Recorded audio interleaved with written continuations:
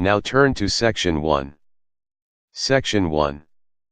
First you have some time to look at questions 1 to 10. Good afternoon, everyone. Today I am going to tell you about the research I have been conducting into the history of soap.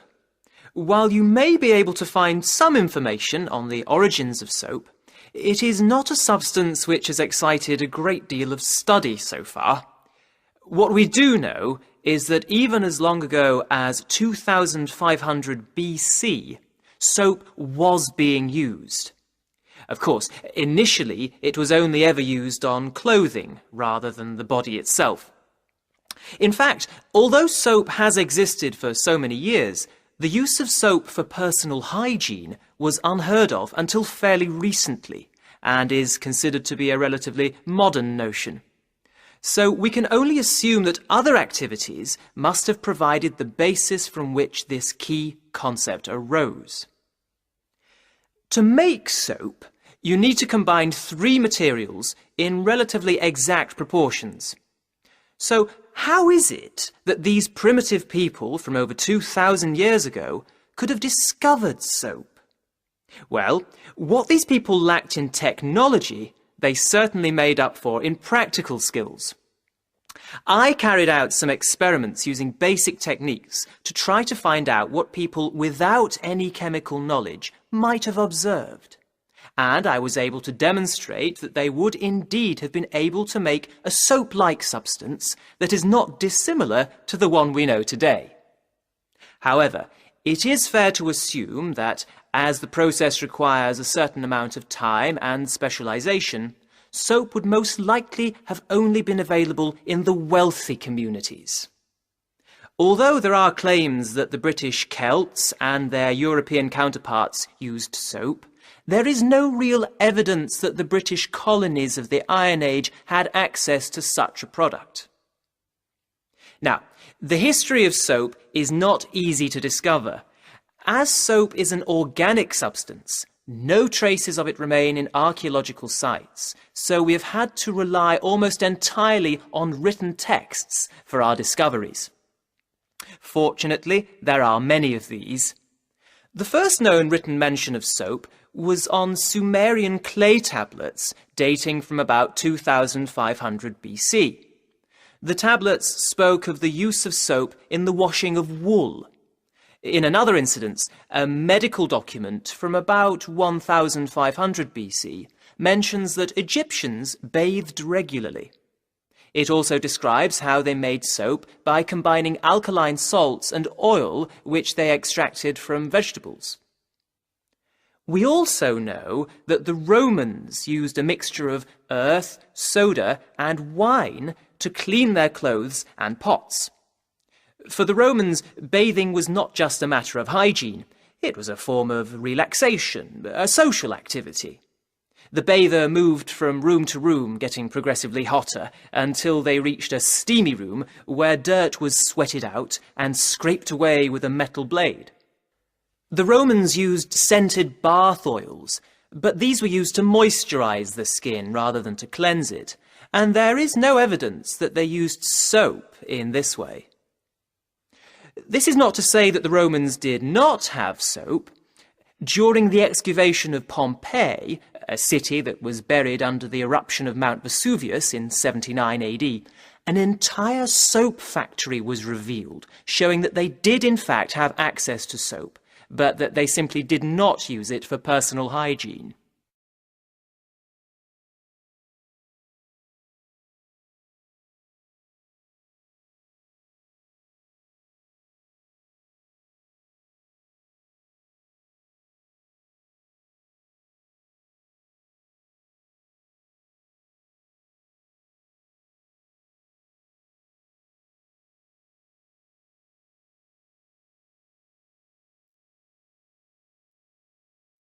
Now turn to Section 2.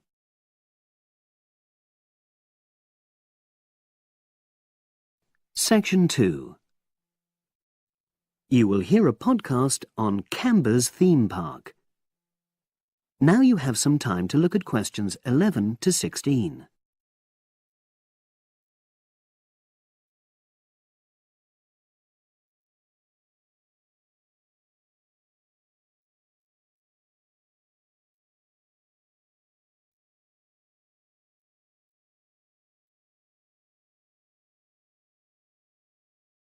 Now listen and answer questions 11 to 16. Welcome to Cambers Park Podcast. In the next few minutes, I'll tell you a little about the park and the amazing things we have to offer. We like to think that Cambers offers more than other theme parks.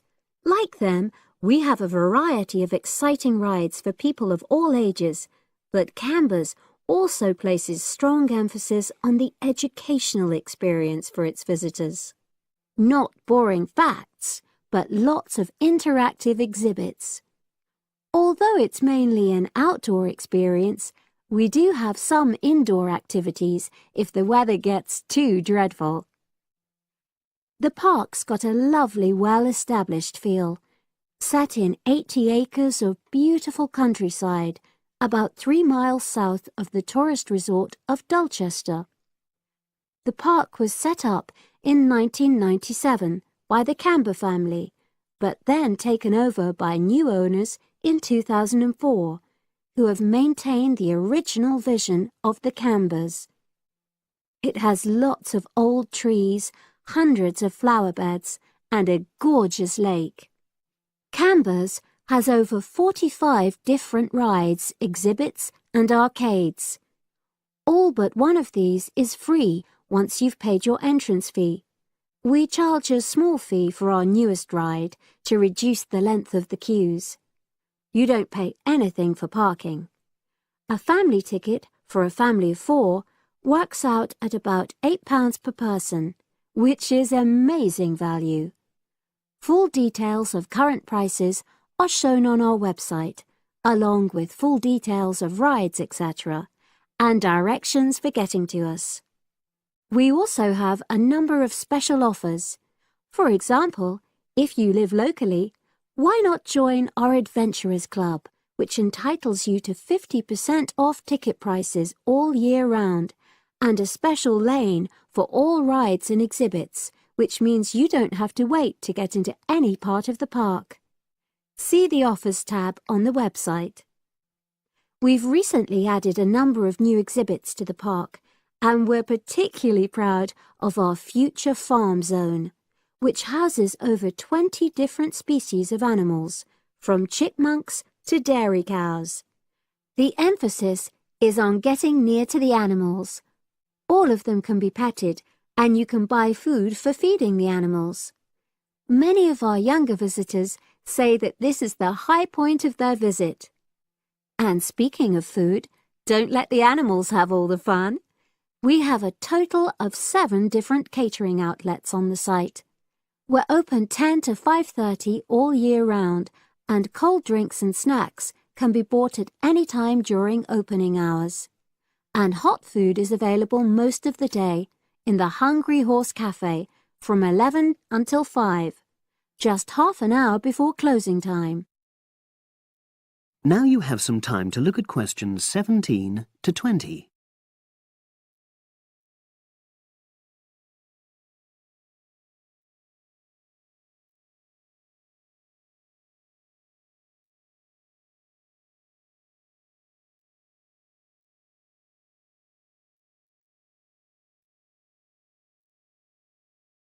Now listen and answer questions 17 to 20. Now we want all our visitors to have an exciting time when they come to the park, but our first priority must be safety. Parents and guardians know their children's behaviour and capabilities, but here at the park we have set certain conditions for each of the rides to ensure that all visitors get the maximum enjoyment out of the experience and feel secure at all times. There are 4 major rides at the park. Our newest ride is the River Adventure, which is designed to reproduce the experience of whitewater rafting. No amount of protective clothing would make any difference, so only go on this ride if you're prepared to get wet. Children under 8 can go on this ride, but all under 16s must have an adult with them. Not all of our rides are designed for thrills and spills. Our Jungle Gym roller coaster is a gentler version of the classic Loop-the-Loop, specially created for whole family enjoyment, from the smallest children to elderly grandparents, suitable for all levels of disability and health conditions. Carriages have comfortable seating for up to 8 people with safety belts for each passenger, which must be worn at all times. Sit back and enjoy the scenery. One of the best established and most popular of Canberra's rides is the massive swoop slide. Whiz down the polished vertical slide 9 meters in height and scream to your heart's content. There are no age or height restrictions. Be careful though, you must have on long trousers so you won't get any speed burns. And then there's the famous Zip Go-Kart Stadium with 16 karts, 8 for single drivers and 8 for kids preferring to ride along with mum, dad or carer. Take part in high-speed races in our specially designed Formula One style karts, but no bumping other karts, please. All riders must be above 1.2 meters because they have to be able to reach the pedals, even in the shared karts. Full details of all safety features are available on our website at www.camberspark.com. So come and make a day of it at Canberra's theme park. That is the end of section 2. You now have half a minute to check your answers.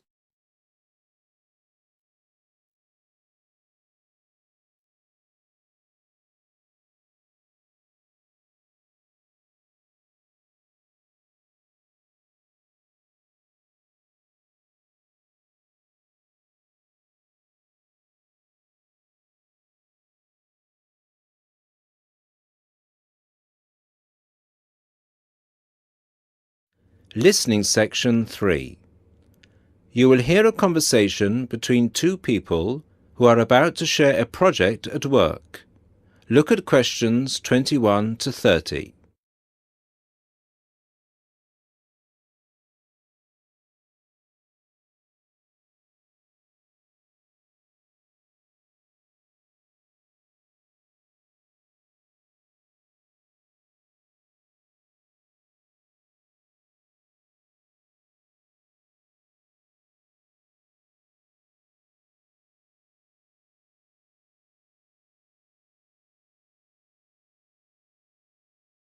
Listen to the conversation and answer questions 21 to 30. Hi Bill, how are you? I'm okay now, Sarah, but I was so ill last week. Oh dear, what was the problem? Did you eat that dodgy fish in the canteen? No.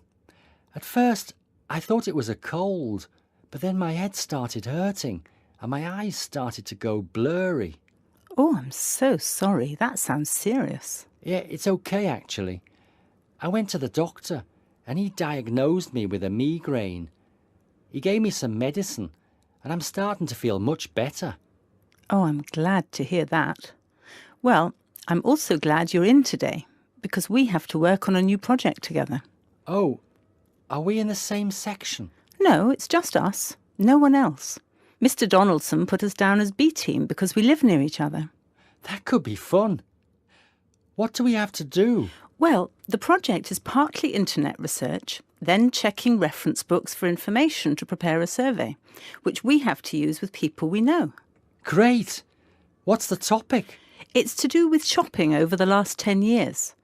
We have to find out how customers have changed their behaviour. OK, so what's the first step? I think the first thing to do is to check the list of references he gave me. But my computer is in for repair, so if I check in the reference library, would you be willing to look up some references online? Once we're done with the reference checks, we can write the questions together. That's fine. I'll do the internet research. So, what sort of shopping are we looking at? Only food or goods or clothes shopping? We have to find people who are willing to tell us about personal things, like deodorants, cosmetics, soap or vitamin creams. The other groups are doing food, electrical goods and clothes. That won't be so easy, Sarah. People might think those things are a bit private. Yes, I thought about that. I'll ask the women and you can ask the men. That should work okay. Well, if you think so. Give me the list of references then. Sorry, I left them in my other bag at Joseph's house. I'll get them for you tomorrow. OK. Well then, this afternoon, I think I'll catch up on the notes from last week. Can you help me, or are you busy? I've made you a copy of my notes already to save you time. Here you are. Wow, thanks, Sarah. That's so thoughtful. Well, since there's nothing for us to do right now, shall we go for lunch? Well, actually, I'll have to catch you later. I have to go to a meeting this afternoon. Can I phone you tonight to arrange when to meet? No, sorry. I have a date. Can we meet in the laboratory for the first class tomorrow? I'm not sure because I have to go to the library to collect some books. What about meeting there at lunchtime? Do you mean in the lab? Yes. OK. See you in the laboratory tomorrow at noon then. Sounds like we have a lot of work to do.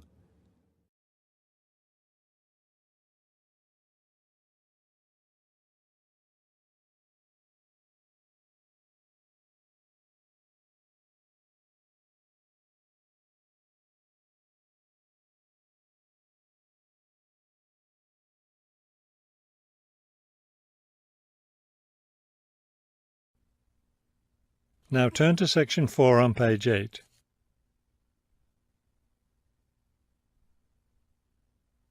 Section 4. You will hear a lecture about wind energy. First, you have some time to look at questions 31 to 33 on page 8.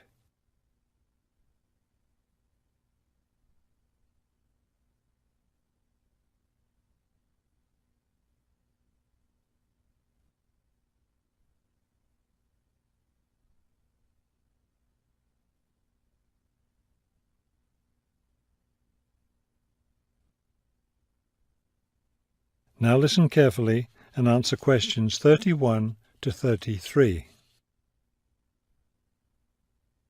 With the rising cost of fossil fuels, there's a great deal of interest these days in developing alternative sources of energy. Today, I'd like to talk about one of these, wind power. In the past couple of decades, there's been an upsurge of interest in using the wind as a source of energy, but the idea isn't new at all. People have been harnessing the power of the wind for centuries, ever since ancient peoples first used sailboats. In ancient China, farmers used a rudimentary sort of windmill to pump water. Wind power was used in other parts of the ancient world as well. In Persia, for example, farmers used wind-powered mills to grind their grain. During the Middle Ages, in the Netherlands, people went back to the ancient idea of using the power of the wind to move water. They used windmills to drain lakes, thereby creating more land for farming. Before you hear the rest of the talk, you have some time to look at questions 34 to 40 on page 9.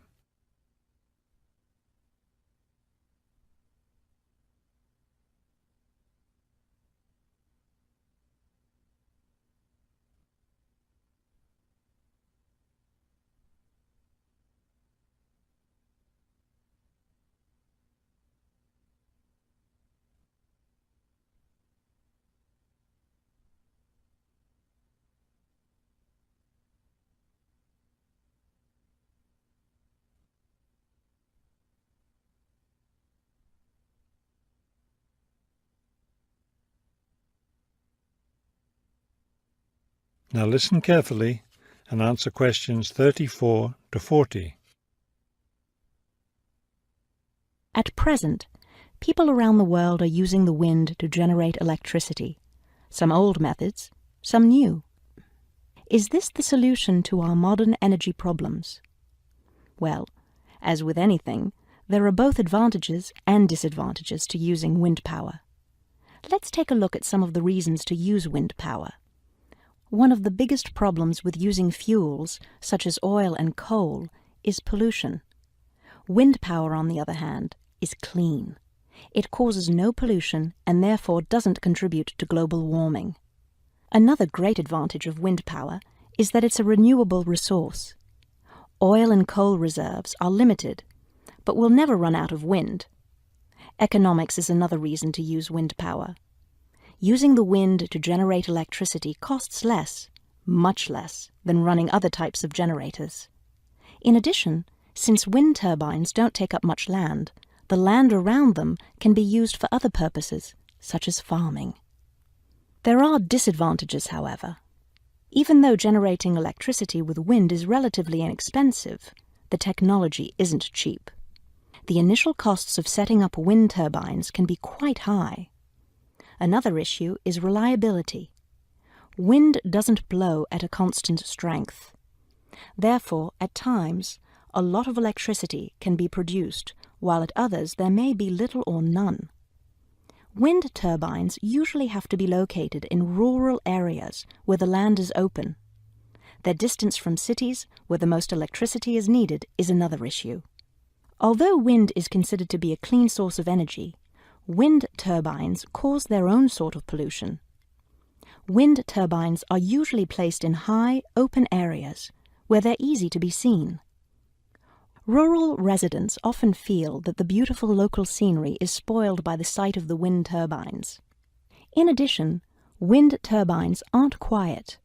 In fact, one wind turbine can produce as much noise as a car traveling at highway speeds. That is the end of section 4. You now have half a minute to check your answers.